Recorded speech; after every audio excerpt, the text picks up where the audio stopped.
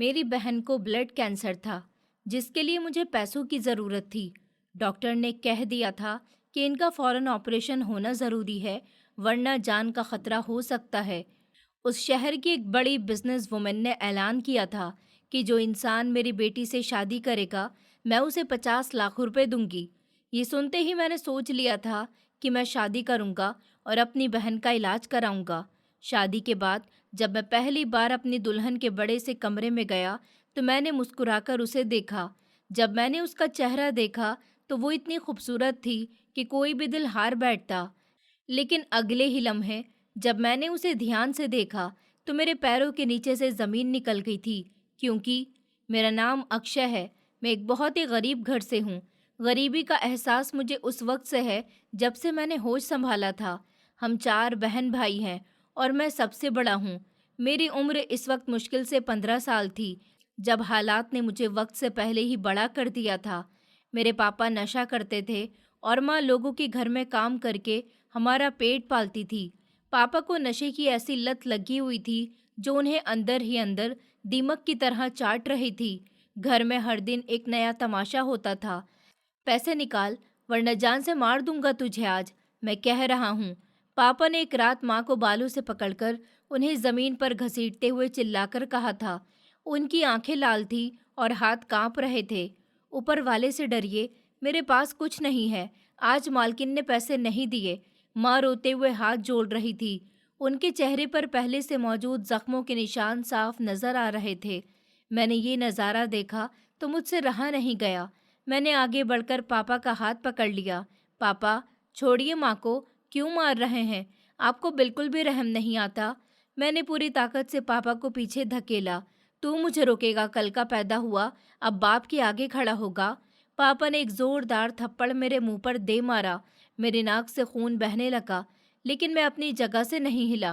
पापा गुस्से से बड़बड़ाते हुए और दरवाजे को जोर से लात मारते हुए घर से बाहर निकल गए थे। माँ फर्श पर गिरकर सिसकियां लेने लगी थी। मैंने उन्हें सहारा देकर बिठाया और पानी का गिलास उनके होठों से लगाया। माँ, आप फिक्र मत करिए, मैं बड़ा होकर पढ़ूंगा और सब कुछ ठीक कर दूंगा। मैंने माँ के आंसू साफ करते हुए उन्हें यकीन दिलाने की कोशिश की। मेरे बच्चे, हम गरीबों की किस्मत में पढ़ाई नहीं, सिर्फ मजदूरी लिखी है। माँ ने मायूसी से मेरी तरफ देखा और अपने फटे हुए दुपट्टे से मेरा खून साफ करने लगी। मेरे बहन भाई देखने में बहुत ज़्यादा खूबसूरत हैं, लेकिन लगातार भूख और गरीबी ने उनके रंग उड़ा दिए थे। हम सबके चेहरों पर एक अजीब सी उदासी छाई रहती थी। मेरा छोटा भाई साहिल अक्सर भूख से रोता रहता था। मेरी दोनों बहनें प्रीति और दिशा खामोशी से एक कोने में बैठी रहती थी। मैं उनकी हालत देखकर परेशान होता था। दिन ऐसे ही गुजर रहे थे कि एक दिन हमारे मोहल्ले का दुकानदार भागता हुआ हमारे घर आया। अक्षय, तुम्हारे बाप की लाश नदी के पास पड़ी है, जल्दी चलो। उसकी बात सुनकर मेरे कदमों के नीचे से जमीन निकल गई थी। क्या कह रहे हो आप? चाचा, पापा तो कल रात से गायब थे, वो समंदर पर क्या कर रहे थे? मैं घबराहट में दरवाजे की तरफ भागा। हाँ बेटे, ज्यादा नशे की वजह से उनकी जान चली गई है। उन्होंने सर हिलाया और मुझे अपने साथ ले गए। हम पापा की लाश घर लेकर आ गए। घर में हंगामा मच गया था। मोहल्ले वाले जमा हो गए थे। माँ लाश के पास खामोश बैठी थी। वो रो नहीं रही थी, बस पत्थर की बन गई थी और पापा को देख रही थी, जिसने उन्हें सारी जिंदगी दुख के सिवा कुछ भी नहीं दिया था। माँ, रो लीजिए, आपका दिल हल्का हो जाएगा, ऐसे खामोश मत रहिए। मैंने माँ के कंधे पर हाथ रखा। माँ कहने लगी कि जिनके आंसू खुश्क हो जाएं, वो रोया नहीं करते अक्षय। माँ की आवाज़ में एक अजीब सी परेशानी थी। वो इस जिंदगी पर मातम मना रही थी जो उन्होंने पापा की बेहतरी की उम्मीद में बर्बाद कर दी थी। पापा का अंतिम संस्कार हुआ तो मुझे लगा जैसे हमारे सर से एक बोझ उतर गया हो, लेकिन साथ ही एक अजीब से डर ने मुझे पकड़ लिया था। माँ घर पर बैठ गई थी। घर का चूल्हा बुझ गया था। मैंने पढ़ाई का ख्वाब हमेशा के लिए मिटा दिया था और मोहल्ले की एक वेल्डिंग की दुकान पर काम करना शुरू कर दिया था। वहाँ का दुकानदार बहुत जालिम इंसान था। काम जानवरों की तरह लेता था और पैसे देते वक्त उसकी जान निकल जाती थी। मेरे दिन रात काले हो चुके थे। साहब जी, 2 दिन से घर में कुछ नहीं आया, कुछ पैसे दे दीजिए। एक शाम मैंने साहब के सामने हाथ जोड़कर कहा। कौन से पैसे? पिछले हफ्ते जो तूने 1,000 रुपये लिए थे वो तेरा बाप देकर गया था। साहब ने अपने हाथ से गिलास रखते हुए गुस्से से जवाब दिया। वो तो माँ की दवाई पर लग गए थे, आप अभी कुछ दे दीजिए और महीने के आखिर में पैसे देते वक्त काट लेना। मैंने भरी हुई आवाज़ में कहा। ये ले 500 रुपये और याद रखना, ये भी मैं अब तेरे खाते में लिख रहा हूँ और अब तू यहाँ से कहीं नहीं जा सकता, मरते दम तक। उन्होंने मेरी तरफ नफरत से 500 का नोट फेंका। मैंने वो नोट ज़मीन से उठाया और खामोशी से अपने काम में लग गया। मैं साहब के कर्ज के नीचे दब चुका था। मैं वो काम छोड़ भी नहीं सकता था क्योंकि बहन भाइयों को भूखा मरते नहीं देख सकता था। रात को घर जाता तो मेरा सब इंतज़ार कर रहे होते थे। भाई, आज खाने में कुछ लाए हैं? छोटी बहन प्रीति ने मेरी शर्ट पकड़कर पूछा। हाँ मेरी गुड़िया, ये लो आज रोटी और दाल लाया हूँ। मैंने थैला उसके हाथ में दिया और खुद एक कोने में बैठकर पानी पी लिया। मैंने उस रात कुछ भी नहीं खाया था ताकि मेरे भाई बहन पेट भर सकें। हालत बहुत ज़्यादा ख़राब होते जा रहे थे। वर्कशॉप की कमाई से गुजारा नामुमकिन हो रहा था।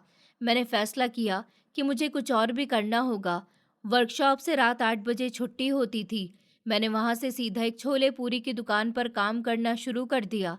अक्षय, तुम रात 2 बजे तक यहाँ काम करोगे, मैं तुम्हें रोज़ाना के हिसाब से 100 रुपये दूंगा।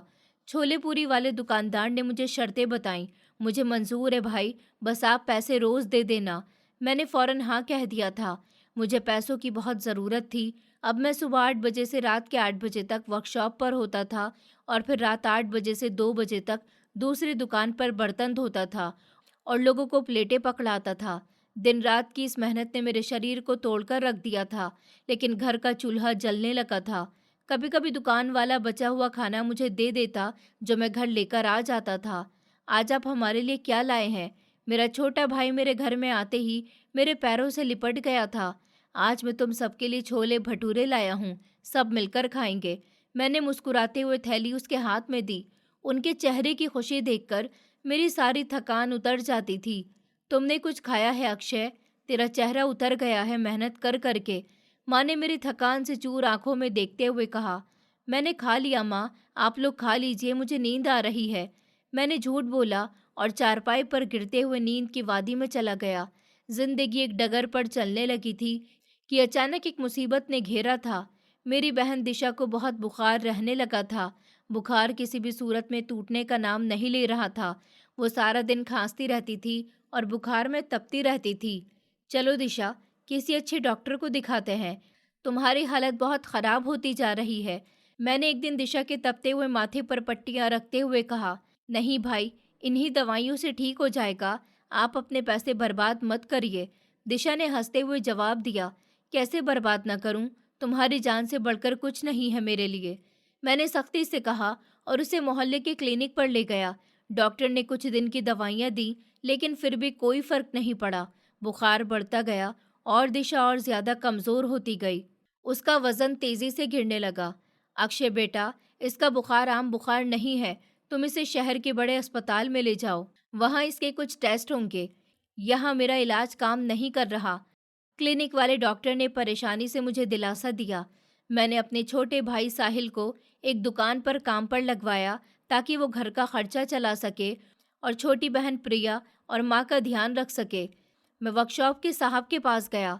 साहब जी, मेरी बहन बहुत बीमार है, शहर हॉस्पिटल लेकर जाना है, मुझे कुछ 1,000 रुपये उधार दे दीजिए, मैं आपका एहसान कभी नहीं भूलूंगा। मैंने गिड़गिड़ाते हुए साहब के आगे हाथ फैलाए। पहले वाले पैसे क्या तेरे दादा देंगे जो और मांगने आ गया है? चल भाग यहाँ से, काम कर अपना, सारा दिन रोता ही रहता है। साहब ने मुझे धक्के देकर पीछे किया। मेरी बहन मर जाएगी साहब जी, ऊपर वाले का वास्ता है, मैं आपकी सारी जिंदगी नौकरी करूँगा, बस आज मेरी मदद कर दीजिए। मैंने रोते हुए उनके पैर पकड़ लिए। मेरे पैर मत पकड़, ले ये आखिरी बार दे रहा हूँ 2,000 रुपये, इसके बाद मुझसे 1 रुपया भी नहीं मिलेगा और याद रखना, तुम अब मेरी वर्कशॉप का बिका हुआ मजदूर है। साहब ने जेब से पैसे निकालकर मेरे मुंह पर मारे। मैंने वो पैसे उठाए और बहन को लेकर शहर के सरकारी अस्पताल पहुंच गया। वहां का माहौल बहुत अजीब था। मरीजों की भीड़ और दवाइयों की बूंदें मेरा दिमाग घुमाकर रख दिया था। मेरा दम बहुत घुट रहा था। घंटों पर्ची बनवाने की लाइन में खड़ा रहा। फिर डॉक्टर ने दिशा को देखा और अलग अलग टेस्ट लिख कर दिए। कई दिन तक टेस्ट होते रहे। मैं बाहर फर्श पर सोता और दिन भर टेस्ट की रिपोर्ट के लिए धक्के खाता रहता। जब फाइनल रिपोर्ट आई तो डॉक्टर ने मुझे अपने कमरे में बुलाया। अक्षय, तुम्हारी बहन दिशा को ब्लड कैंसर है और ये आखिरी स्टेज की तरफ जा रहा है। डॉक्टर के शब्द मेरे कानों से टकराए तो मेरे लिए मौत जैसे हो गए थे। मेरा दिमाग सुन्न हो गया था। कैंसर? डॉक्टर साहब, आप कुछ करिए, मेरी बहन को बचा लीजिए, मेरी माँ तो मर जाएगी। मैं डॉक्टर के सामने हाथ जोड़कर फूट फूट कर रोने लगा था। इलाज मुमकिन है, लेकिन इस पर बहुत ज़्यादा खर्चा आएगा। लाखों रुपए की ज़रूरत होगी और दवाइयाँ भी बहुत महंगी है। तुम्हें जल्द से जल्द पैसों का इंतज़ाम करना होगा ताकि तुम्हारी बहन का इलाज जल्द से जल्द शुरू किया जा सके और वो जल्द ही ठीक हो सके। डॉक्टर ने हमदर्दी से मुझे देखते हुए कहा, डॉक्टर साहब, मेरे पास तो कुछ भी पैसे नहीं हैं। आप तो लाखों रुपयों की बातें करते हैं। मेरे पास तो 500 रुपये भी नहीं है। मैं इतने पैसे कहाँ से लाऊंगा? मैंने अफसोस से अपना सर झुका दिया था। डॉक्टर ने हमदर्दी में कहा था कि हम तो कुछ भी नहीं कर सकते। जब तक पैसे नहीं भरे जाएंगे, उनका इलाज भी शुरू नहीं हो पाएगा। तुम्हें कुछ तो करना ही होगा अपनी बहन की ज़िंदगी के लिए। अगर तुम अपनी बहन की ज़िंदगी चाहते हो, तो तुम्हें जल्द से जल्द सारे पैसों का इंतज़ाम करना होगा। डॉक्टर ने दोबारा हमदर्दी से मुझे देखते हुए कहा। मैं थके हुए कदमों के साथ कमरे से बाहर आया। मेरी बहन हॉस्पिटल के जनरल वार्ड के बिस्तर पर बेहोश पड़ी थी। मैं खिड़की से उसे देख रहा था। वो बहन जो मुझसे बहुत ज़्यादा प्यार करती थी, उसकी ज़िंदगी अब बहुत खतरे में थी। मुझे अपनी बेबसी पर रोना आ रहा था। मेरे पास 1 रुपया भी नहीं था कि उसका इलाज करवा सकूं। साहब को फ़ोन किया कि शायद वो कुछ तरस खा ले। साहब जी, मेरी बहन को कैंसर है, मुझे और पैसों की ज़रूरत है। मुझे बचा लीजिए, मुझे थोड़े से पैसे और दे दीजिए ताकि मैं अपनी बहन का इलाज करवा सकूं और उसे ज़िंदा अपनी माँ के पास लेकर जा सकूं। मैंने फ़ोन पर रोते हुए कहा, अब मैं तुम्हें और पैसे कहाँ से ला कर दूं? पहले ही तुम्हारे पास मेरे बहुत से पैसे हैं। पहले वो चुका दो, फिर और मांगना। दोबारा फ़ोन मत करना मुझे। जब देखो पैसे मांगते रहते हो, रोते रहते हो। साहब ने डांटकर फ़ोन बंद कर दिया। मैं परेशानी से इस अस्पताल से बाहर निकला और शहर की अजनबी सड़कों पर पागलों की तरह फिरने लगा। मुझे कुछ समझ नहीं आ रही थी कि मैं क्या करूं, कहाँ जाऊं। मैंने अपने घर पर माँ और बहन भाइयों को भी कुछ नहीं बताया था। वो घर में दिशा की वापसी का इंतजार कर रहे थे। मैं चलते चलते एक जगह पर आकर रुक गया। मेरे दिमाग में सिर्फ मौत और जिंदगी की उलझन चल रही थी और मुझे कोई रास्ता दिखाई नहीं दे रहा था। मैं चलते चलते एक सड़क के किनारे फुटपाथ पर बैठ गया। गाड़ियां मेरे सामने से तेजी से गुजर रही थी। हर गाड़ी में लोग अपनी जिंदगी में मगन थे और यहाँ मेरी दुनिया पूरी तरह उजड़ चुकी थी। मैंने आसमान की तरफ देखा। ऊपर वाले मेरी मदद कर, मेरे पास कोई रास्ता नहीं बचा। सिर्फ तू ही है जो मुझे इस परेशानी से निकाल सकता है। कुछ कर। अगर मेरी बहन ठीक ना हुई तो मेरी माँ तो ये खबर सुनते ही मर जाएगी। मेरी बहन को बिल्कुल ठीक कर दे और पैसों का किसी भी तरह से इंतज़ाम कर दे ताकि मैं अपनी बहन का अच्छी तरह से इलाज कर सकूं और उसे वापस अपनी माँ के पास लेकर जा सकूं। मैंने सिसकियां लेते हुए प्रार्थना की।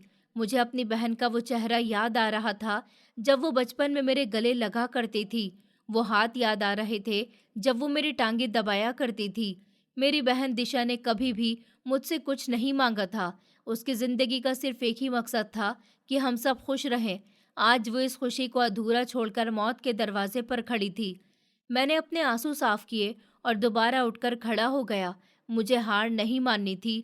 मुझे किसी न किसी तरह पैसे लाने थे।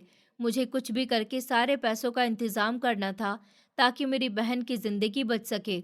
मैं कुछ भी करने को तैयार था, चाहे मुझे अपनी जान ही क्यों न देनी पड़ जाती। मैं अपनी बहन का इलाज हर हाल में करवा कर रहता। मैंने शहर के कई लोगों के सामने हाथ फैलाए, दुकानदारों से उधार मांगा, लेकिन किसी ने मेरी एक नहीं सुनी। गरीब की कोई इज्जत नहीं होती और ना ही गरीब का कोई भरोसा होता है। मैं सारा दिन सड़कों की खाक छानता रहा। मेरे पैर में छाले पड़ गए थे और भूख से पेट में दर्द हो रहा था, लेकिन बहन की बीमारी के आगे मुझे अपनी कोई भी परेशानी महसूस नहीं हो रही थी। रात का अंधेरा फैलने लगा था। अस्पताल में मेरी बहन मेरा इंतज़ार कर रही होगी कि मैं पैसे लेकर आऊँगा और उसका इलाज शुरू होगा। मैं खाली हाथ वापस जाने का सोच भी नहीं सकता था। रात का अंधेरा बहुत गहरा होता जा रहा था और मेरी उम्मीदें टूटती जा रही थी। मैं शहर की सड़कों पर ऐसे चल रहा था जैसे मेरा कोई अपना हो ही नहीं। भूख और थकान से मेरी टांगें कांप रही थी, लेकिन दिमाग में सिर्फ एक ही झटका लग रहा था, बहन की जिंदगी। हॉस्पिटल के बिस्तर पर पड़ी बहन का पीला चेहरा मेरी आंखों के सामने घूम रहा था। मैंने शहर के कई दरवाजे खटखटाए थे, जानने वालों के आगे हाथ फैलाए थे, लेकिन गरीब की मजबूरी किसी को नजर नहीं आती। है ऊपर वाले, मुझे रास्ता दिखा। मैं अपनी बहन को मरते हुए नहीं देख सकता। मेरी परेशानियों को आसान कर दे, मुझे किसी भी तरह से पैसे दे दे। मैंने आसमान की तरफ मुंह करके बेबसी से कहा। मेरी आंखों से आंसू बह रहे थे और दिल दर्द से फटा जा रहा था। एक चाय वाले ढाबे के पास पहुंचकर मेरे कदम रुक गए थे। वहां कुछ लोग चाय भी पी रहे थे और ऊंची आवाज में बातें कर रहे थे। मैं एक तरफ अंधेरे में खड़ा हो गया था ताकि कुछ देर के लिए आराम कर सकूं। मेरे पैरों में इतनी जान नहीं थी कि मैं और चल सकता। यार सुनना है, वो शहर की सबसे बड़ी बिजनेस वुमेन श्रद्धा यादव अपनी बेटी की शादी के लिए पागल हो गई है। एक 30 साल के उम्र के आदमी ने चाय का घूंट पीते हुए कहा था। उसकी आवाज में हैरत और बेचैनी थी। हाँ भाई, 50 लाख रुपए नकद इनाम दे रही है, जो भी उसकी बेटी से शादी करेगा। दूसरे इंसान ने मजाक उड़ाते हुए जवाब दिया। उसकी आंखों में लालच चमक रहा था। ये शब्द मेरे कानों में बम की तरह फटा था। 50 लाख रुपए, ये इतनी बड़ी रकम थी कि मेरी बहन का इलाज तो क्या, हम सब की जिंदगियां संवर सकती थी। मेरे मरे हुए शरीर में जैसे किसी ने जान डाल दी थी। मैंने अचानक उनकी तरफ कदम बढ़ा दिए। भाई, आप किस श्रद्धा की बात कर रहे हैं और ये 50 लाख वाला क्या चक्कर है? मैंने उनके पास जाकर बेचैनी से पूछा। मेरी आवाज में कपकपाहट थी। वो दोनों मुझे ऊपर से लेकर नीचे तक देखने लगे थे। मेरे मैले कपड़े, बिखरे हुए बाल और चेहरे पर जमी हुई धूल देखकर उन्होंने नफरत से मुंह बनाया था। तुझे क्या करना है लड़के? जा अपना काम कर, ये तेरे मतलब की बात नहीं है। जाकर अपनी भीख मांग और यहाँ आने की जरूरत नहीं है। पहले आदमी ने हाथ के इशारे से मुझे दूर हटने को कहा। उसका रवैया बहुत ही नफरत भरा था। ऊपर वाले का वास्ता है, मुझे बता दीजिए, मेरी बहन हॉस्पिटल में मौत से लड़ रही है। मुझे पैसों की बहुत ज़्यादा ज़रूरत है। मैंने हाथ जोड़कर उनके सामने बहुत मिन्नत भरे लहजे में कहा, प्लीज़ मेरी मदद कर दीजिए। मेरी बहन का इलाज होना बहुत ज़रूरी है। उसे ब्लड कैंसर है और डॉक्टर ने कहा है कि जितनी जल्दी उसका इलाज होगा उतनी ही जल्दी ही वो सही हो जाएगी। अगर उसके इलाज में देरी हुई तो उसकी जान भी जा सकती है। मैं अपनी बहन को मरते हुए नहीं देख सकता। अगर मेरी बहन मर गई तो मेरी माँ भी मर जाएगी। प्लीज़ मेरी मदद करिए। मेरी आंखों में सच्चाई और बहुत मजबूरी थी। दूसरा आदमी मेरा उतरा हुआ चेहरा देखकर कुछ नरम पड़ गया था। लड़के, इस शहर की एक बहुत अमीर औरत है, श्रद्धा यादव। उसने पूरे शहर में ऐलान करवाया है कि जो भी खूबसूरत जवान लड़का उसकी बेटी से शादी करेगा, उसे वो 50 लाख रुपए नकद इनाम देगी। लेकिन शर्त क्या है? कोई तो कमी होगी ना उस लड़की में, जो वो इतनी बड़ी रकम दे रहा है। मैंने हैरत से पूछा था। कोई भी अमीर आदमी बिना वजह के इतनी बड़ी रकम नहीं देता। यही तो किसी को नहीं पता। जो भी जाता है वापस भागकर आ जाता है। सुना है वो चाहती है कि लड़का सिर्फ शक्ल में खूबसूरत हो और शादी के बाद इस हवेली में रहे। पहले आदमी ने मजाक भरे अंदाज में कहा। उसके चेहरे पर एक ताने भरी मुस्कुराहट थी। मुझे उसका पता दे दीजिए, मैं जाऊंगा उसके पास। मैंने फैसले भरे अंदाज में कहा। मेरा दिल तेजी से धड़क रहा था और मुझे अपनी मंजिल मिल गई थी। पागल हो गया है क्या? जाकर अपनी जिंदगी बर्बाद करेगा? कोई बहुत बड़ी मुसीबत है, इसलिए तो लोग भागकर आ जाते हैं। दूसरे आदमी ने मुझसे रुकने को कहा। वो मुझे इस परेशानी से बचाना चाहता था। मेरी जिंदगी मेरी बहन से बढ़कर नहीं है। आप बस मुझे रास्ता बताइए। मैंने सख्ती से जवाब दिया। मेरा इरादा पक्का हो चुका था। मुझे अपनी जान की कोई भी परवाह नहीं थी। उन्होंने मुझे शहर के सबसे बड़े इलाके का पता दे दिया। मैंने हॉस्पिटल जाने का इरादा छोड़ दिया और सीधा उस हवेली की तरफ चल पड़ा। मुझे परवाह नहीं थी कि उस लड़की में क्या परेशानी होगी। वो अंधी होगी या गूंगी होगी या फिर बदसूरत होगी। मुझे सिर्फ 50 लाख रुपए चाहिए थे, बहन की सांस खरीदने के लिए। मैंने अपने आप को बेचने का इरादा कर लिया था। रास्ते भर मेरे दिमाग में बस यही चल रहा था कि किसी तरह श्रद्धा मैडम मुझे मना न कर दे। हवेली के सामने पहुंचकर मेरी आंखें फटी की फटी रह गई थी। वो कोई आम घर नहीं बल्कि एक महल था। ऊंची दीवारें और बहुत बड़ा लोहे का गेट, जिस पर दो बड़े बड़े गार्ड्स खड़े थे। उनकी वर्दी और हथियार देखकर आम आदमी वैसे ही डर जाएगा। मैंने गहरा सांस लिया और बिना किसी हिचकिचाहट के गेट की तरफ कदम बढ़ा दिए। कहाँ जा रहा है? ओए भिखारी, पीछे हट। एक गार्ड ने अपनी बंदूक मेरी तरफ करते हुए मुझे रोका। उसकी आवाज़ में एक अजीब सा घमंड था। मैं भिखारी नहीं हूँ, मुझे श्रद्धा मैडम से मिलना है। मैंने उनकी बेटी से शादी करनी है। मैंने बिना डरे गार्ड की आंखों में आंखें डालकर कहा। मेरी आवाज़ में कोई डर नहीं था।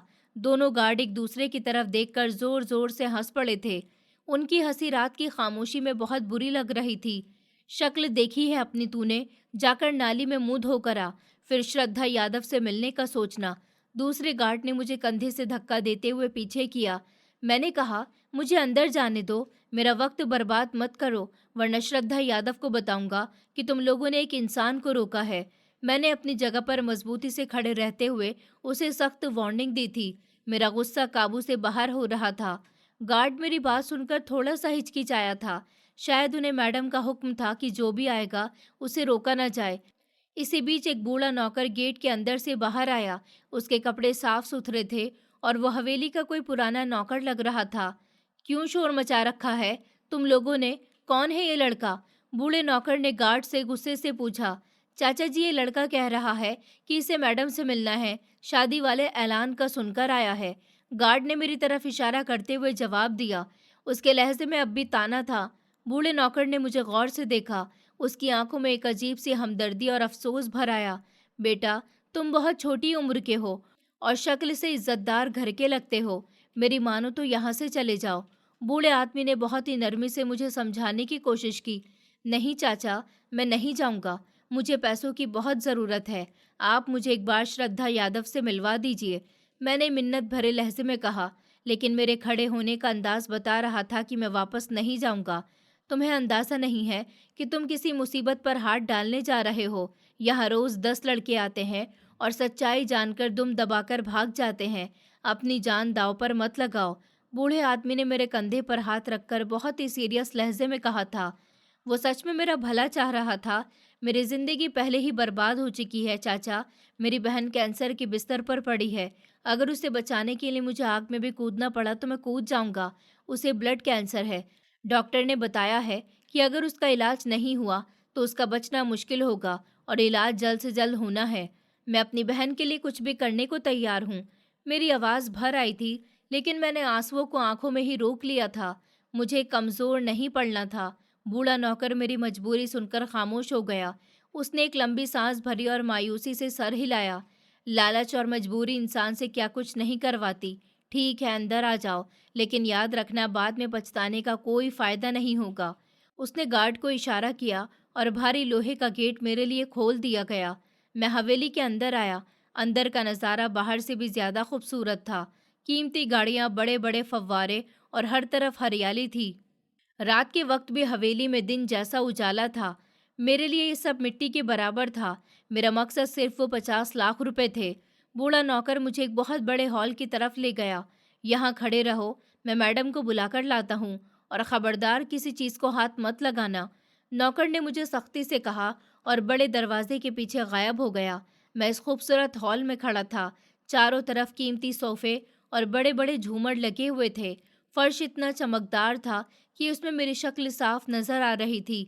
मुझे अपने मेले शरीर और फटे जूते पर शर्मिंदगी महसूस नहीं हो रही थी, क्योंकि माँ की मोहब्बत ने मेरे अंदर एक चट्टान जैसी मजबूती पैदा कर दी थी।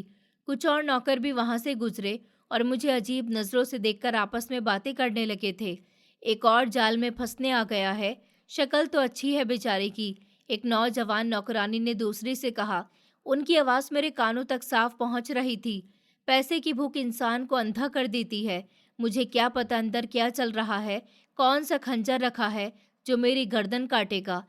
दूसरी नौकरानी ने ताने भरे अंदाज में सर हिलाया और अपने काम में लग गई। मैंने उनकी बातों को पूरी तरह नज़रअंदाज कर दिया। मुझे उनकी बातों से डरने के बजाय गुस्सा आ रहा था। मैंने इरादा कर लिया था कि चाहे मौत भी सामने क्यों न खड़ी हो, मैं कदम पीछे नहीं हटाऊंगा। काफ़ी देर गुजर गई। मैं वहीं खड़ा रहा। मेरी टांगें दर्द से फट रही थी, लेकिन मैंने किसी भी सोफे पर बैठने की हिम्मत नहीं की। थोड़ी देर के बाद वही बूढ़ा नौकर वापस आया। मैडम ने तुम्हें अपने ऑफिस में बुलाया है, आओ मेरे साथ और उनके सामने ज़रा तमीज़ से बात करना। उसने मुझे इशारा किया और आगे चल पड़ा। मैं उसके पीछे पीछे चल रहा था। एक लंबे और खूबसूरत रास्ते से गुजरकर हम एक भारी लकड़ी के दरवाजे के सामने रुके। नौकर ने दरवाज़ा खटखटाया और अंदर से भारी आवाज़ आई, अंदर भेज दो उसे। नौकर ने दरवाज़ा खोला और अंदर आ गया। ऑफिस का माहौल बहुत ही सख्त था। सामने एक बहुत बड़ी शीशे की टेबल के पीछे एक औरत बैठी थी। उसके बाल सफ़ेद थे, चेहरे पर झुर्रियाँ थी, लेकिन उसने अपने चेहरे को बहुत सख्त और जालिम बना रखा था। यही श्रद्धा यादव थी। उनकी तेज़ चील जैसी आंखें मेरे ऊपर गड़ गई थीं। वो मुझे सर से लेकर पैर तक घूरने लगी थी। मुझे थोड़ा अजीब सा लगा था। तुमने मेरा ऐलान सुना है और तुम मेरी बेटी से शादी करना चाहते हो? श्रद्धा यादव ने धीरे से मुझसे पूछा। उनके लहजे में कुछ भी अजीब सा नहीं था। जी, मैंने सुना है, मैं तैयार हूँ, लेकिन मेरी एक शर्त है। मैंने बिना कुछ डर दिखाए मजबूत आवाज में कहा। मेरी नजरें उनकी नजरों से टकरा रही थी। श्रद्धा यादव की आंखें तन गई थी। उन्होंने टेबल पर रखा हुआ पेन जोर से नीचे फेंका। यहाँ शर्तें मैं तय करती हूँ, तुम नहीं। तुम्हारी क्या औकात है जो मेरे सामने खड़े होकर मुझसे शर्त रखो? तुम तो खुद पैसों के लालच में आए हो और तुम मुझसे शर्त रख रहे हो। यहाँ शर्तें सिर्फ मैं रखती हूँ। तुम्हारी तो मेरे सामने कोई औकात ही नहीं है। तुम मेरे सामने एक भिखारी की तरह हो। अपनी हद में रहो, अपनी औकात हमेशा याद रखना। उन्होंने गुस्से से दहाड़ते हुए कहा। मेरी शर्त मेरी औकात से नहीं, मेरी मजबूरी से जुड़ी है। मुझे वो 50 लाख रुपए अभी और इसी वक्त चाहिए। शादी आप चाहें अभी करवा दीजिए, लेकिन मुझे पैसे अभी चाहिए। मुझे उन पैसों की बहुत ज़्यादा ज़रूरत है, इसलिए मैं भागता हुआ यहाँ पर आया हूँ। मैंने अपनी बात पर अटल रहते हुए दो टूक जवाब दिया। मुझे उनके गुस्से से कोई फर्क नहीं पड़ रहा था। तुम्हें मेरे ऊपर भरोसा नहीं है या तुम पैसे लेकर भागने के चक्कर में हो? पैसे देखकर तुम्हें लालच आ गया होगा। 2 टके के लड़के, तुम्हारी औकात ही क्या है? श्रद्धा यादव ने शक भरी नजरों से मुझे देखा और ताना मारा। मुझे अपनी बहन का इलाज करवाना है। वो अस्पताल में मौत के मुंह में है। अगर पैसे नहीं मिलेंगे तो उसकी जान खतरे में आ सकती है और मुझे इस शादी का कोई फायदा नहीं होगा। अगर आपने मुझे पैसे नहीं दिए तो आप शादी करवाकर मुझे हवेली में कैद कर लीजिए, जंजीरों में बांध दीजिए, लेकिन पैसे मेरे हाथ में दे दीजिए। मैंने सारी सच्चाई खुली किताब की तरह उनके सामने रख दी। मेरी आवाज़ में वो सच्चाई थी जिसे झुटलाया नहीं जा सकता था। श्रद्धा यादव कुछ देर मुझे खामोशी से देखती रही। उनके चेहरे का गुस्सा थोड़ा कम हुआ, लेकिन सख्ती अभी भी वैसे ही थी। उन्होंने मेरी हालत को अच्छी तरह से देखा। मेरा चेहरा मेरी सच्चाई की गवाही दे रहा था। उन्होंने इंटरकॉम का बटन दबाया। शादी का इंतज़ाम करो और पैसों का बैग तैयार रखो। लड़का मिल गया है। उन्होंने फ़ोन बंद किया और मेरी तरफ देखा। ठीक है, मैं तुम्हें अभी पैसे दे दूंगी और आज रात ही तुम्हारी शादी होगी, लेकिन मेरी बात ध्यान से सुन लो। एक बार तुमने हाँ कर दी है तो वापसी में कोई रास्ता नहीं है। तुम्हें सारी ज़िंदगी मेरी बेटी के साथ इस हवेली की 4 दीवारी में गुजारनी होगी और मेरी हर बात माननी होगी। अब तुम सिर्फ मेरे नौकर बनकर रह गए हो। तुम कभी भी मेरी बात से इनकार नहीं कर सकते। जो मैं कहूँगी तुम्हें सिर्फ वही करना होगा और मेरी बेटी का हद से ज़्यादा ख्याल रखना होगा। चाहे कुछ भी हो जाए तुम उसे नहीं छोड़ोगे, वो तुम्हारी जिम्मेदारी बन जाएगी। श्रद्धा यादव ने अपनी कुर्सी पर पीछे टेक लगाते हुए मुझे आखिरी वार्निंग दी। मैं लालच और मजबूरी के इस दलदल में छलांग लगाने को बिल्कुल तैयार था। मुझे आगे पीछे कुछ नज़र नहीं आ रहा था। मुझे आपकी हर शर्त मंजूर है, बस मुझे मेरी बहन के लिए पैसे दे दीजिए। मैं ज़बान का पक्का हूँ, जो कहूँगा वो करूँगा। मैं आपकी बेटी का बहुत ख्याल रखूँगा। अगर आपको कोई शिकायत का मौका मिले तो आप मुझे फ़ौरन जान से मार देना। मैं अपनी जान देने के लिए भी तैयार हूँ, लेकिन मुझे इस वक्त सिर्फ और सिर्फ अपने पैसे चाहिए। मुझे अपनी बहन की जान बचानी है। मैंने फ़ौरन हाँ कर दी थी। मेरी आंखों में इस वक्त सिर्फ हॉस्पिटल का वो बिस्तर था जहां मेरी बहन मेरा इंतज़ार कर रही थी। मेरी ज़िंदगी अब मेरी नहीं रही थी, वो इन पैसों में बिक चुकी थी। मैंने अपना सौदा कर लिया था और मुझे इस पर कोई भी पछतावा नहीं हो रहा था। मैं जानता था कि अगला लम्हा मेरी ज़िंदगी को ऐसे मोड़ पर डाल देगा जहां से वापसी नामुमकिन थी, लेकिन बहन के लिए मैं ये सब करने के लिए तैयार था। मैंने गहरा सांस लिया और आने वाले तूफान का सामना करने के लिए खुद को अच्छी तरह तैयार कर लिया। ऑफिस में खामोशी सी छा गई थी और हम दोनों शादी होने का इंतजार करने लगे थे। श्रद्धा यादव ने इंटरकॉम का बटन दबाया और पक्के लहजे में किसी को अंदर आने का ऑर्डर दिया। कुछ ही देर में वही बूढ़ा नौकर जिसने मुझे गेट पर रोका था, दरवाज़ा खोलकर अंदर आया। उसके चेहरे पर अब भी वही परेशानी थी जो मैंने पहली बार देखी थी। रुपेश, इस लड़के को गेस्ट रूम में ले जाओ और नहला धुलाकर नए कपड़े पहनाओ। इसकी ये गंदगी मेरे ऑफिस को और ज़्यादा गंदा कर रही है। इसे बिल्कुल हमारे लायक बना दो। इसे अच्छी तरह तैयार कर दो। शादी का इंतज़ाम होने ही वाला है। श्रद्धा यादव ने नाक पर रुमाल रखते हुए बहुत ही नफ़रत से ऑर्डर दिया। उनकी नज़रों में मेरे लिए कोई इंसानों वाली फीलिंग नहीं थी। जी मैडम, मैं अभी ले जाता हूँ। मैंने कपड़े निकाल कर रख दिए हैं। रुपेश चाचा ने सर झुकाकर बहुत ही इज्जत से कहा और मुझे अपने साथ चलने का इशारा किया। मैं यहाँ तब तक नहीं जाऊँगा जब तक मुझे पैसे का यकीन नहीं हो जाता। मैं अपना एक भी लम्हा बर्बाद नहीं कर सकता। मेरी बहन वहाँ मर रही है। मैंने अपनी जगह से हिलने से इनकार कर दिया था। मेरा दिल डर और बेचैनी से धड़क रहा था। श्रद्धा यादव ज़ोर-ज़ोर से हंसने लगी और अपनी कुर्सी के पीछे रखी एक भारी लोहे की तिजोरी खोली। उसमें से एक बड़ा सा बैग निकाला और उसे टेबल पर पटक कर खोल दिया। अंदर 5-5 सौ के कई नोटों की गड्डियाँ सजी हुई थी। ये देख लो अपनी कीमत, ये पूरे 50 लाख रुपए हैं। जाओ जाकर इंसानों वाले हुलिये में आओ, फिर शादी होगी और ये बैग तुम्हारा होगा। उसने बैग बंद करते हुए एक जीत वाली मुस्कुराहट के साथ कहा। मैंने उन पैसों को देखा तो मेरी आंखों में एक अजीब सी चमक आ गई थी। ये कागज़ के टुकड़े मेरी बहन की जिंदगी थे और मैं उनके लिए अपनी जान भी दे सकता था। मैंने रुपेश चाचा के साथ चलने के लिए और कोई हिचकिचाहट महसूस नहीं की। हम एक लंबे रास्ते से गुजरने लगे। रास्ते के दोनों तरफ कीमती पेंटिंग्स लगी हुई थी। हर चीज़ से दौलत की खुशबू आ रही थी, लेकिन मेरे लिए सब कुछ मिट्टी का ढेर था। हम चलते चलते एक बहुत बड़े और शानदार कमरे में पहुंच गए। कमरे के बीच में एक बहुत बड़ा सोफा था और हर तरफ कीमती चीज़ तमीज़ से रखी हुई थी। बेटा, बाथरूम में गर्म पानी और तौलिया मौजूद है। जल्दी से नहा लो और मैं तुम्हारे लिए कपड़े लेकर आता हूँ। रुपेश चाचा ने नरमी से कहा। उनकी आंखों में मेरे लिए अभी भी तरस मौजूद था, जैसे वो किसी मरते हुए इंसान को देख रहे हैं। चाचा जी, क्या मुझे एक फ़ोन मिल सकता है? मैंने अपनी माँ को फ़ोन करना है, वो बहुत परेशान हो रही होंगी। मुझे बस 1 मिनट बात करनी है। मैंने बहुत ही मिन्नत भरे लहजे में उन्हें देखा।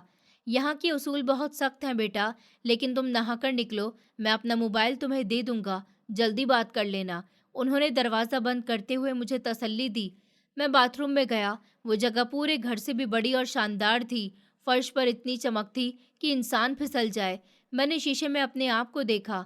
मेरे बाल बिखरे हुए थे, चेहरे पर कई दिनों की थकान और धूल जमी हुई थी और आंखों के आसपास काले गड्ढे पड़ चुके थे। गरीबी ने मेरी जवानी को दीमक की तरह चाट लिया था। मैंने गर्म पानी के नीचे खड़े होकर अपने शरीर की सारी गंदगी धो डाली, लेकिन मेरे अंदर जो गम बस चुका था, उसे धोने का कोई भी पानी इस दुनिया में नहीं बना था। पानी की हर बूंद के साथ मुझे अपनी बहन का चेहरा याद आ रहा था और अपनी माँ की चेहरे की झुर्रियाँ याद आ रही थी, जिन्होंने सारी जिंदगी हमारे लिए गुजार दी थी। और अब मेरी बारी थी कि मैं भी माँ को कुछ करके दिखाऊं। मैं अपनी बहन को ऐसे नहीं छोड़ सकता था। मैं अपनी बहन के लिए सब कुछ करने को तैयार था। मैंने अभी तक अपनी माँ को नहीं बताया था कि बहन को क्या परेशानी है और ना ही मेरी उनसे बात हुई थी। इसलिए मैंने रुपेश चाचा से बात करने के लिए कहा था। जब मैं बाहर आया तो बेड पर एक सफ़ेद रंग का कीमती सूट रखा हुआ था। मैंने वो कपड़े पहने तो महसूस हुआ जैसे मैंने कुछ कांटे पहन लिए हैं। मैं अब वो अक्षय नहीं लग रहा था जो एक वर्कशॉप पर मेहनत मजदूरी का काम करता था। मैं अब इस हवेली का एक खरीदा हुआ नौकर बन चुका था, जिसकी अपनी कोई मर्जी नहीं थी। मेरी मर्जी, मेरी फीलिंग सब उस 50 लाख की रकम के नीचे दब चुके थे। रुपेश चाचा कमरे में आए और मुझे देखकर एक गहरा सांस लेने लगे। कपड़े तुम्हारे ऊपर बहुत अच्छे लग रहे हैं बेटा। लग ही नहीं रहा कि तुम वही लड़के हो जो बाहर गेट पर धक्के खा रहे थे। रुपेश चाचा ने मेरी बदली हुई हालत देखकर हैरत से कहा। कपड़े बदलने से इंसान की किस्मत नहीं बदल जाती चाचा। ये कपड़े मेरी मजबूरी के कपड़े हैं। आप प्लीज़ मुझे फ़ोन दे दीजिए। मुझे अपनी माँ से बात करनी है। वो बहुत परेशान हो रही होंगी। मैंने उनसे बहुत देर से बात नहीं की। उन्हें नहीं बताया अभी तक कि यहाँ पर क्या कुछ हो चुका है। मैंने अपना हाथ आगे बढ़ाते हुए बहुत ही बेचैनी से कहा। उन्होंने अपनी जेब से एक पुराना सा मोबाइल निकाला और मुझे पकड़ा दिया और मुझसे पूछने लगे कि क्या तुमने अपनी माँ को अपनी बहन की हालत के बारे में नहीं बताया। ये सुनकर मैं थोड़ी देर खामोश रहा, फिर बोला, नहीं, मैं उन्हें नहीं बता सकता। अगर मैंने उन्हें बताया तो वो शायद जीते जी मर जाएंगी और यहाँ आने की जिद करेंगी और पैसों का चक्कर सुन के तो उनके होश ही उड़ जाएंगे। मैं उन्हें परेशान नहीं देख सकता। वो पूरी ज़िंदगी हम सबके लिए परेशान रही हैं, लेकिन अब मैं उन्हें और परेशान नहीं करना चाहता। मैंने उदासी भरे लहजे में कहा। तो उन्होंने मुझसे पूछा, बेटा तुम कहाँ से आए हो? क्या तुम्हारे पिताजी इस दुनिया में नहीं है? मैं फिर से थोड़ी देर खामोश हो गया, जैसे बीते हुए कल के बारे में सोच रहा हूँ। नहीं, मेरे पिताजी इस दुनिया में नहीं है। मेरे पिताजी एक शराबी इंसान थे। उन्होंने मेरी माँ को बहुत परेशान किया। उन्होंने कभी भी मेरी माँ को सुकून नहीं लेने दिया था। मेरी माँ बहुत परेशान रहती थी। वो घर घर में नौकरी करती थी और हमारे घर का चूल्हा जलाती थी, और वो हम सारे बच्चों का ख्याल रखती थी। फिर एक दिन समुद्र के किनारे से हमारे पिताजी की लाश मिली थी। उसके बाद हमारी ज़िंदगी में थोड़ा सुकून आया था। लेकिन मेरी माँ घर पर बैठ गई थी। वो अब काम करने नहीं जाती थी। हमारे घर का चूल्हा बंद हो गया था। फिर मैं घर के बड़े होने के नाते नौकरी के लिए निकला। मुझे एक वर्कशॉप पर नौकरी मिली। वहाँ का दुकानदार मुझे बहुत डांटता था, मुझे बहुत बातें सुनाता था और पैसे भी कम देता था। फिर उसके बाद मुझे एक छोले भटूरे वालों के पास नौकरी मिली, जो मुझे रोज़ के 100 रुपये देता था। हमारे घर का चूल्हा जलने लगा था और हमारी ज़िंदगी एक डगर पर आ गई थी। लेकिन फिर मैं एक लम्हे के लिए खामोश हो गया। मेरी बहन को ये बीमारी हो गई और मैं शहर आ गया। मैंने अपनी माँ को अभी तक नहीं बताया और मैं उन्हें नहीं बताना चाहता। मेरी बात सुनकर रुपेश चाचा को बहुत अफसोस हुआ था। उनकी आंखों में नमी आ गई थी। उन्होंने मेरे कंधे पर हाथ रखा कि बेटा तुम परेशान मत हो, सब कुछ ठीक हो जाएगा। तुम्हारी बहन भी ठीक हो जाएगी।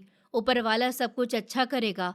मैंने कांपते हाथों से अपने मोहल्ले के उस दुकानदार का नंबर मिलाया जिसके पास साहिल काम करता था। घंटी बजती रही और फिर कुछ देर बाद कॉल उठा ली गई। हेलो, कौन बात कर रहा है? साहिल की रोती हुई आवाज़ मेरे कानों में पड़ी। उसकी आवाज़ सुनकर मेरा दिल कटकर रह गया था। साहिल, मैं अक्षय बात कर रहा हूँ। मेरी जान, तुम रो क्यों रहे हो? माँ कैसी है? क्या हुआ है वहाँ पर? मैंने बहुत घबराहट से पूछा। मेरा दिल बहुत ज़ोर ज़ोर से धड़कने लगा था। भाई, आप कहाँ चले गए? माँ आपको बहुत याद करती है, वो रोती रहती है। और ये बताइए कि दिशा दीदी की तबीयत कैसी है? आपने तो उन्हें बिल्कुल बताया ही नहीं। माँ बहुत परेशान है। आपको एक बार तो फ़ोन कर लेना चाहिए था। साहिल हिचकियाँ लेते हुए बोल रहा था। उसके रोने की आवाज़ ने मेरे दिल को चीर कर रख दिया था। गरीबों की बेबसी का ये सबसे भयानक रूप था। तुम बस माँ के पास रहो और उनका ख्याल रखो। दिशा दीदी बिल्कुल ठीक होने वाली है। मैं बस कुछ ही दिन में वापस आ जाऊंगा। उनका इलाज चल रहा है। वो बिल्कुल ठीक है। माँ से कहना कि उन्हें फ़िक्र करने की कोई ज़रूरत नहीं है। हम कुछ ही दिनों में वापस आ जाएंगे। अब तुम बिल्कुल भी मत रोना। अपनी माँ का ख्याल रखो। मैं सब कुछ ठीक कर दूंगा। मैं तुम्हारा बड़ा भाई हूँ ना। मैंने अपनी आवाज़ को मजबूत बनाते हुए उसे हर तरह से तसल्ली दी थी। सच में भाई, आप सब कुछ ठीक कर देंगे? आप सच कह रहे हैं या फिर मेरा दिल रख रहे हैं? उसकी आवाज़ में एकदम उम्मीद की किरण जाग उठी। वो मेरी बात पर यकीन करना चाहता था। हाँ मेरे बच्चे, बस तुम माँ का ख्याल रखो, मैं जल्दी ही वापस आ जाऊँगा। मैंने जल्दी से कॉल काट दिया और मोबाइल रुपेश चाचा के हवाले कर दिया। मेरी आंखों से 2 आंसू टूटकर मेरे गालों पर गिर पड़े थे। मैंने फ़ौरन अपने हाथ से उन्हें साफ कर लिया ताकि कोई मेरी कमज़ोरी न देख सके। ऊपर वाला तुम्हारी बहन को लंबी ज़िंदगी दे बेटा। तुम परेशान मत हो, सब कुछ ठीक हो जाएगा। तुम्हारी माँ भी ठीक हो जाएगी और तुम्हारी बहन भी, और तुम्हें पैसे भी मिल जाएंगे। तुम जल्दी से अपनी बहन का इलाज करवा लेना। ऊपर वाला उसे जल्दी ही ठीक कर देगा। अब चलो, मैडम बुला रही हैं। शादी का वक्त हो गया है। रुपेश चाचा ने मेरा कंधा थपथपाते हुए मुझे हिम्मत दिलाई। मैं कमरे से बाहर निकला। मेरे कदमों में एक अजीब सी तेजी थी। मुझे अपनी मंजिल साफ दिखाई दे रही थी। मुझे जल्द से जल्द ये शादी खत्म करनी थी और वो बैग लेकर हॉस्पिटल पहुंचना था। हम वापस उसी हॉल में आ गए जहां मैं पहले खड़ा था। अब वहां का नज़ारा बिल्कुल बदल चुका था। हॉल के बीच में एक बड़ी टेबल रखी थी जिस पर सफ़ेद रंग की रेशमी चादर बिछी हुई थी। सोफे पर कुछ अजनबी लोग बैठे थे जो शायद मेहमान थे। श्रद्धा यादव टेबल की एक तरफ बैठी थी। उनके चेहरे पर वही घमंड छाया हुआ था। उन्होंने मुझे आते देखा तो उनकी आंखों में एक चालाक चमक उभर आई। आओ दूल्हे राजा, अब तुम इंसानों की तरह लग रहे हो। बैठो यहाँ मेरे सामने। उन्होंने मुझे अपने सामने खाली वाली कुर्सी की तरफ हाथ से इशारा किया। मैं खामोशी से उस कुर्सी पर बैठ गया। मेरे सामने वही काला बैग रखा था जिसमें मेरी बहन की जिंदगी कैद थी। मैंने उस बैग को एक नज़र देखा और फिर श्रद्धा यादव की तरफ ध्यान देने लगा। वो कुछ कागजात जिसमें लिखा हुआ है, अगर तुमने मेरी बेटी को छोड़ दिया तो तुम्हें 1 करोड़ रुपए का जुर्माना भरना होगा। तुम कभी भी मेरी बेटी को नहीं छोड़ सकते। अगर तुमने आज उससे शादी कर ली तो वो हमेशा हमेशा के लिए तुम्हारी जिम्मेदारी बन जाएगी। अब तुम उसे कभी भी नहीं छोड़ोगे। इस कागज पर साइन करो, सब कुछ तैयार है। श्रद्धा यादव ने टेबल पर रखे कुछ कागज मेरी तरफ सरकाते हुए पक्के अंदाज में कहा। मैंने उन कागज पर एक तरफ नजर डाली और उस पर एक लड़की का नाम लिखा था जिसे मैं जानता तक नहीं था। मुझे ये भी परवाह नहीं थी कि उसका नाम क्या है, वो कैसी दिखती है या उसकी उम्र क्या है। मेरे लिए वो लड़की सिर्फ एक रास्ता थी उन पैसों तक पहुंचने का। एक बार फिर गौर से सुन लो अक्षय, शादी के बाद तुम ये बैग लेकर जाओगे, लेकिन ठीक 2 घंटे बाद तुम इस हवेली के दरवाजे पर खड़े होगे। अगर तुमने भागने की कोशिश की तो मेरे आदमी तुम्हें पाताल से भी ढूंढ निकालेंगे। श्रद्धा यादव ने मेरी आंखों में झांकते हुए सख्त लहजे में मुझे धमकी दी। आप बेफिक्र रहिए मैडम, मैं गरीब जरूर हूँ लेकिन धोखेबाज नहीं हूँ। मैं अपनी बहन की फीस भरकर और उसे दवाई देकर सीधा यहाँ पर आऊँगा। मेरी जिंदगी अब आपकी बन चुकी है। मैंने पूरी सच्चाई और यकीन के साथ उन्हें जवाब दिया। मैं भागकर भी कहाँ जाता, मेरा सब इसी शहर में था और मुझे अपनी बहन की जान भी प्यारी थी। तुम्हारे ये जवाब मुझे पसंद आए, लेकिन याद रखना, हवेली के अंदर कदम रखने के बाद तुम्हारा बाहर की दुनिया से कोई भी रिश्ता नहीं रहेगा। तुम अपनी मर्जी से सांस भी नहीं ले सकोगे। उन्होंने मुझे और डराने की कोशिश की ताकि मैं किसी भी तरह की कोई लड़ाई न कर सकूं। मुझे आपकी हर शर्त मंजूर है, बस आप शादी शुरू करिए। मेरा वक्त बहुत कीमती है। मैंने बहुत बेचैनी से कहा। मेरा वक्त बर्बाद हो रहा है और अस्पताल में मेरी बहन मेरा इंतजार कर रही है। और उसी वक्त दरवाज़ा खुला और सब लोग अंदर आए। सब लोगों ने आते ही इज्जत से श्रद्धा यादव को नमस्ते किया। आइए आइए, आप ही का इंतजार हो रहा था। सब कुछ तैयार है, बस शादी करा दीजिए। श्रद्धा यादव ने खड़े होकर उन सब लोगों का वेलकम किया और उन्हें पास में ही बैठाया। सब लोगों ने एक नज़र मेरी तरफ देखा और फिर मेरे सामने रखे कागजों पर उनकी नज़र जाने लगी। हॉल में एक अजीब सी खामोशी छा गई थी। मैं अपने हाथों की लकीरों को देख रहा था जो आज बदलने वाली थी। मेरी किस्मत किसी और के हाथ में जा रही थी। मुझे अपनी ज़रा परवाह नहीं थी, लेकिन मुझे ये डर ज़रूर था कि कहीं ये मैडम आखिरी वक्त पर मुझे कोई धोखा न दे जाए। क्या हम शादी शुरू करें? लड़की को भी मेरे पास लाकर बैठा दिया गया था, लेकिन मैंने एक नज़र भी उसकी तरफ नहीं देखा था। मैंने इतना भी नहीं देखा था कि उसने किस कलर का जोड़ा पहन रखा है। मैंने उसको आता हुआ भी नहीं देखा था। मुझे नहीं पता था कि वो कैसी दिखती थी, कितनी उम्र की थी, कितनी लंबी थी। मुझे सिर्फ अपनी बहन की फिक्र थी। श्रद्धा यादव ने एक नज़र मेरे ऊपर डाली। मैंने दिल में ऊपर वाले का नाम लिया और खुद को आने वाले वक्त के हवाले कर दिया। मैं जानता था कि शादी होते ही मेरी आज़ादी हमेशा के लिए छिन जाएगी।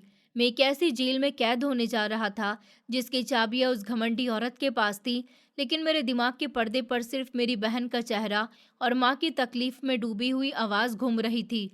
मेरे लिए दुनिया का कोई भी सौदा इससे ज़्यादा सस्ता नहीं हो सकता था। हमारी ज़िंदगी में कई बार ऐसे मोड़ आ जाते हैं जहाँ इंसान को अपने उसूल, अपनी मर्जी और अपना घमंड सब कुछ तोड़ना पड़ता है। मेरे लिए वो मोड़ आ चुका था। मैं पीछे हटने का सोच भी नहीं सकता था। बस अब मुझे इस आखिरी पड़ाव से गुजरना था और वो बैग हासिल करना था। मेरा सारा ध्यान उस काले बैग पर था जिसमें मेरी बहन की ज़िंदगी कैद थी। मैंने डर के मारे शादी कर ली थी। थोड़ी देर के बाद मेरी शादी हो चुकी थी, जिसे मैं जानता तक नहीं था, और ये पता भी नहीं था कि 50 लाख रुपए इनाम देकर शादी के पीछे क्या वजह है। शादी हो चुकी थी। श्रद्धा यादव ने काला बैग मेरी तरफ धकेला। ये लो तुम्हारी कीमत, अब तुम इस हवेली के और मेरी बेटी के हो चुके हो। श्रद्धा मैडम ने चेहरे पर घमंड सजाते हुए कहा था। मैंने बैग को मजबूती से थाम लिया। मैं अभी वापस आ जाऊंगा। इस वक्त इन पैसों की बहुत ज़रूरत है। मेरी बहन हॉस्पिटल में मौत से लड़ रही है। मैंने बहुत उदासी से कहा। मेरा दिल अस्पताल पहुंचने के लिए बेचैन था। वो अमीर औरत मेरी शक्ल की तरफ देखने लगी और बोली कि ठीक है, जाओ तुम, लेकिन थोड़ी ही देर के बाद तुमने वापस आ जाना है। अब तुम इसी हवेली में रहोगे और मेरी मर्जी के हिसाब से ज़िंदगी गुजारोगे। मैंने बैग उठाया और हवेली के बाहर की तरफ दौड़ लगा दी। मेरे कदम ज़मीन पर नहीं टिक रहे थे। मैंने एक रिक्शा लिया और सीधा हॉस्पिटल पहुंचा। वार्ड के बाहर मेरा एक दोस्त खड़ा था जिसे मैं अपनी बहन के पास छोड़कर गया था। उसने कहा कि तुम कहाँ चले गए थे? डॉक्टर कह रहे हैं कि वक्त कम हो रहा है। राहुल, मैंने पैसों का इंतज़ाम कर लिया है। अब मेरी बहन को कुछ नहीं होगा। मैं सीधा काउंटर की तरफ भागा। ये लीजिए पैसे पूरे। मेरी बहन का इलाज फ़ौरन शुरू कर दीजिए। मैंने बैग खोलकर नोटों की गड्डियाँ काउंटर पर ढेर कर दी। उनकी आंखों में हैरत आ गई थी।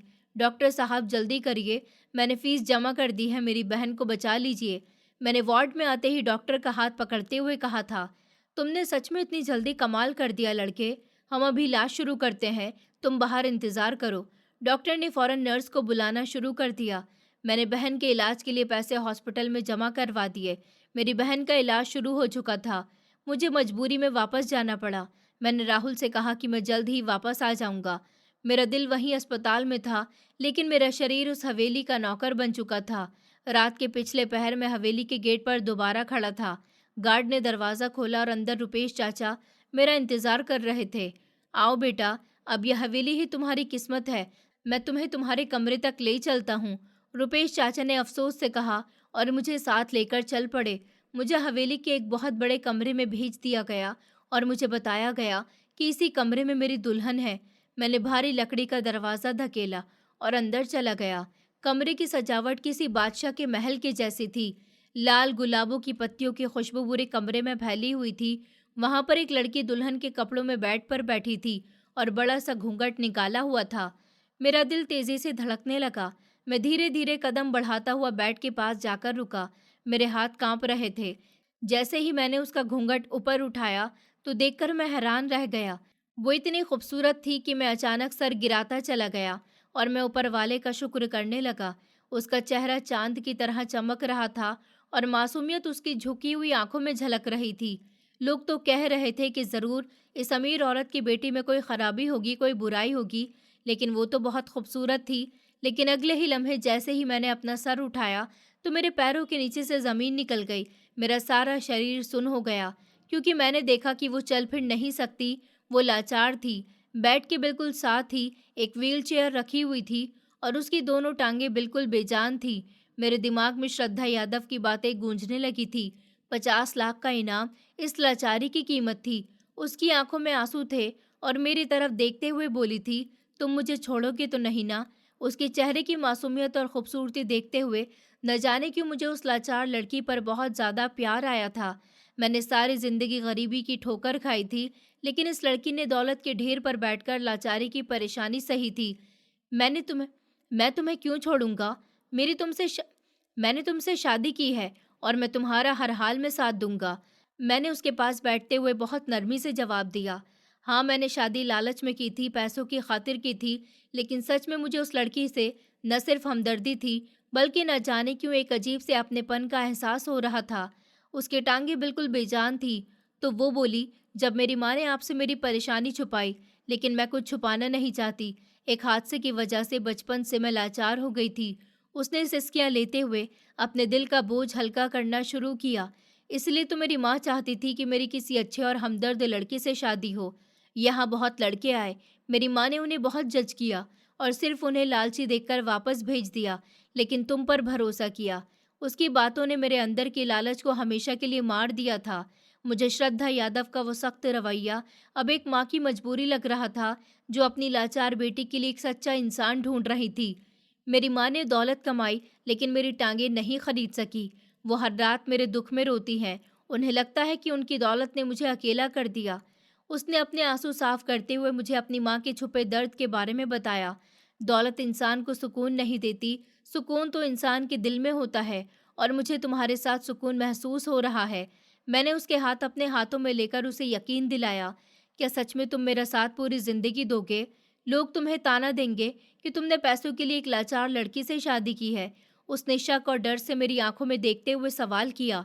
मेरा दिल अजीब सी हालत में था। मैं धीरे से बोला, मैं तुम्हें छोड़कर कभी नहीं जाऊंगा। वो हैरान होकर मुझे देखने लगी। उसकी आंखों में एक नई और सच्ची उम्मीद जाग गई थी, जो शायद उसने सालों पहले कहीं खो दी थी। हम दोनों ही इस दुनिया के ठुकराए हुए लोग थे। मुझे गरीबी ने तोड़ा था और इस लड़की को लाचारी ने। हम दोनों एक दूसरे के जख्मों का मरहम बन सकते थे। रात भर हम बातें करते रहे। मैंने उसे अपने घर के हालात, अपनी माँ और अपनी बहन की बीमारी के बारे में बताया। उसने मुझे अपने बचपन के इस हादसे के बारे में बताया, जिसने उसकी दोनों टांगें छीन ली थी। सुबह हुई तो हमारे बीच कोई दूरी नहीं रही थी। अगले दिन से मेरी जिंदगी का एक नया और खूबसूरत सफ़र शुरू हो गया था। बहन का इलाज हो रहा था। मैं हर रोज़ हॉस्पिटल जाता। डॉक्टर हर बार मुझे मेरी बहन के बारे में अच्छी खबर देते थे। मैं सारा दिन हॉस्पिटल में अपनी बहन की देखभाल करता, अपने बहन भाइयों के लिए स्कूल भेजने का बंदोबस्त करता और घर के रुके हुए कामों को सीधा करता। लेकिन शाम के वक्त पत्नी के पास आ जाता। मैं उसकी व्हीलचेयर धकेलता, उसको बाहर घुमाने के लिए ले जाता। हवेली का बाग बहुत खूबसूरत और बड़ा था और हम घंटों वहां पर गुजारते थे। अक्षय, आज मुझे वो फूल तोड़कर दीजिए जो इस पेड़ की सबसे ऊंची डाली पर है। वो बच्चों की तरह जिद करते हुए मेरी तरफ देखकर मुस्कुराती। अभिलाया, मेरी परी, आप बस हुक्म करिए। मैं खुशी से वो फूल तोड़कर उसके बालों में सजा देता। पहली बार उसकी जिंदगी में कोई उसे बोझ नहीं समझ रहा था और पहली बार मुझे भी यह एहसास हुआ था कि इंसान की खूबसूरती शरीर में नहीं बल्कि दिल में होती है। उसका दिल इतना साफ और मोहब्बत करने वाला था कि मुझे उसकी लाचारी महसूस ही नहीं हुई। वो मेरी हर बात को समझती, मैं उसके हर दुख को महसूस करता। मैडम भी इस बात पर बहुत ज़्यादा खुश थी। वो पूरी तरह बदल चुकी थी। अक्षय, तुमने मेरी बेटी को वो खुशी दी है जो मेरी सारी दौलत नहीं दे सकी। मैं तुम्हारी एहसानमंद रहूंगी। एक दिन श्रद्धा यादव ने मुझे अपने ऑफिस में बुलाकर बहुत ही इमोशनल अंदाज में कहा, एहसान तो आपका है मैडम, आपके पैसों ने मेरी बहन की जान बचाई है और मुझे दुनिया की सबसे अच्छी जीवन साथी दी है। मैंने उनके सामने सर झुकाकर इज्जत से जवाब दिया। मेरी बहन का इलाज हो चुका था, वो बिल्कुल सेहतमंद होकर घर जा चुकी थी। घर में खुशियों का डेरा था। बहन भाइयों के चेहरे पर रौनक लौट आई थी। मैंने अपना फ़र्ज़ पूरा कर दिया था। अब मेरा दूसरा फ़र्ज़ मेरी पत्नी थी, जिसकी खुशी मेरी ज़िंदगी का मकसद बन चुकी थी। सिर्फ उसके पैसों से नहीं, बल्कि वो एक अमीर बाप माँ की इकलौती बेटी थी और उस अमीर औरत ने मरने से पहले सब कुछ मेरे नाम करवा दिया। श्रद्धा यादव को अचानक दिल का दौरा पड़ा और वो इस दुनिया से चली गई। उनके जाने के बाद हवेली और सारे कारोबार की जिम्मेदारी मेरे ऊपर आ गई। मैंने वो सारी दौलत ईमानदारी से संभाली और गरीबों की मदद करनी शुरू कर दी और मैंने भी अपनी पत्नी को अपना असली जीवन साथी समझकर हमेशा अपने साथ रखा। मैंने उसे कभी अकेला नहीं छोड़ा। अब हम दोनों ही एक दूसरे का पूरा सहारा बन चुके थे। मैं उसकी टांगे बन गया था और वो मेरा दिमाग। हम मिलकर बिजनेस चलाते और जिंदगी के हर फैसले में एक दूसरे की राय लेते थे। सिर्फ दौलत के लालच में नहीं, बल्कि मुझे उससे मोहब्बत थी। दुनिया लाचारी को कमजोरी समझ लेती है, लेकिन असली कमजोरी इंसान के दिल में होती है। जिसका दिल मरा हुआ हो, वो चलते फिरते भी लाचार होता है। इंसान के शरीर की कमियां तो छूट जाती हैं, लेकिन दिल की कमियां कभी नहीं छूटती। मैंने उस लड़की के दिल से मोहब्बत की थी जो हर तरीके से धुला हुआ था। जो इंसान दिल से किसी का साथ दे, ऊपर वाला उसकी जिंदगी बदल देता है। ऐसे ही मेरी जिंदगी बदली थी। मैं जो एक वर्कशॉप पर एक छोटा सा मजदूर था, आज शहर का एक अमीर इंसान बन चुका था। लेकिन मेरे दिल में आज भी वही गरीब अक्षय जिंदा था, जिसे दूसरों का दर्द महसूस होता था। आज मेरे भाई बहन माँ सब अच्छी जिंदगी गुजार रहे हैं और मैं भी अपनी पत्नी के साथ बहुत ज़्यादा खुश हूँ। शायद किस्मत में ऐसे ही सब कुछ लिखा था। गरीबी की अंधेरी रात से लेकर मोहब्बत और सुकून की सुबह तक का सफ़र बहुत कठिन था, लेकिन सच्चे दिल और नियत ने इस सफ़र में मुझे हमेशा के लिए कामयाब कर दिया था। मेरी कहानी इस बात का सबूत है कि जब इंसान अपनी नियत साफ करता है, तो ऊपर वाला उसके लिए बंद दरवाजे भी खोल देता है। मजबूरी इंसान को गलत रास्ते पर धकेल सकती है, लेकिन अगर इरादा नेक हो, तो वही रास्ता इंसान की तकदीर बदलने का रास्ता बन जाता है। मैं और मेरी पत्नी आज एक ऐसी ज़िंदगी गुजार रहे हैं जिसमें ना तो मेरी गरीबी का कोई साया है और ना ही उसकी लाचारी का कोई एहसास। हम दोनों बस एक दूसरे के लिए बने थे और यही हमारी कहानी का सबसे खूबसूरत अंजाम है। हमने ज़िंदगी की हर परेशानी को मोहब्बत की मिठास में बदल दिया था और यही सच्ची कामयाबी है। दोस्तों, उम्मीद करती हूँ आपको हमारी कहानी पसंद आई होगी। कहानी पसंद आई है तो वीडियो को लाइक करें, चैनल पर नए हैं तो चैनल को सब्सक्राइब करें और हाँ, नोटिफिकेशन बेल को ज़रूर दबाएं ताकि अगली अपडेट सबसे पहले आपको मिले।